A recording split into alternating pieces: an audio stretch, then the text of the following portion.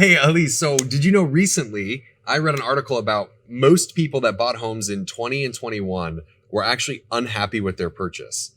Really? Yes, they feel stuck in their current home and they're not sure what the next step is. What are your thoughts on that? Do you think that there were a lot of people in 20 and 21 that were happy with their purchase? What was going on then? Well, so that's a good point. At first, it took me by surprise when you told me that stat. But looking back, there was such a rush to buy homes. It was so competitive and people needed to buy, wanted to buy. So a lot of the times, not only did people maybe sell on their home, they overpaid, or we don't like to say overpaid, but they definitely felt like they did. They felt like they did, right? Or they made paid 8 over offers. asking. Yep.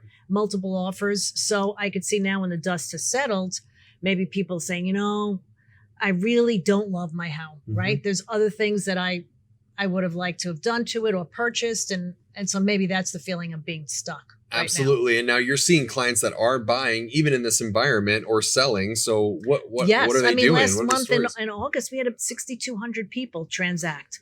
So it's, yes, a little slower than it's been in recent years, but it's still a healthy market right now. And it's quite balanced. And I am still seeing a lot of people who are getting out of the home that they feel stuck in. Okay, awesome. And maybe it's because they want to downsize or they want to upsize or they're empty nesters. Yeah, those people are still transacting because life is short, right? And there's no reason to wait because there's never going to be a perfect time, ever. You can't time the market. You need to just do what's best for you and your family. That's super cool. So if you were somebody that was wondering and didn't like something about the house, what would you do? How would you kind of plan that out? Or what are your conversations with clients when you find that out, that they don't love something? How do you kind of handle that with them?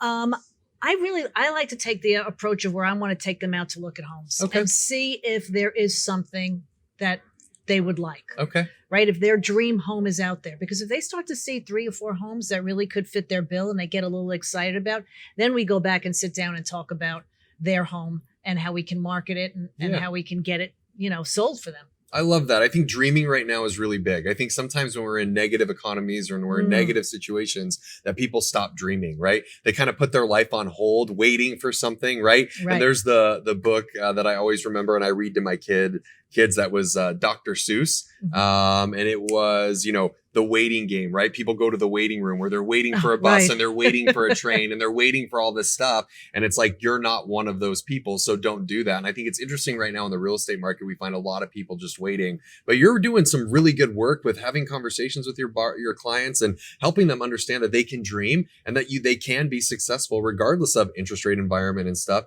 and that you don't want to put your life on hold. And I think that's a really good testament to you as a real estate agent and how you approach it with your clients and really what you think is beneficial, because we know that real estate is positive in any person's portfolio, no matter what season of life they're in. Would you agree? Oh, absolutely. Yes. And you're right. I think now that the heat is gone, people felt a little like, so I think it's enabling people to dream a little more. The weather's getting nice. I think I'm seeing a lot of people show up at open houses. I mean, it's all really positive. That's cool. Well, if you're interested in vision casting and dreaming, maybe there's something about your house you don't like. Maybe there's just a change that you want to make. You should reach out to Elise, have conversations and figure out where you want to be. Don't hold back. Don't play the waiting game. Make some decisions that are going to benefit your life, not only today, but in the future. And real estate is a big portion of that. Yes, so, absolutely. Absolutely.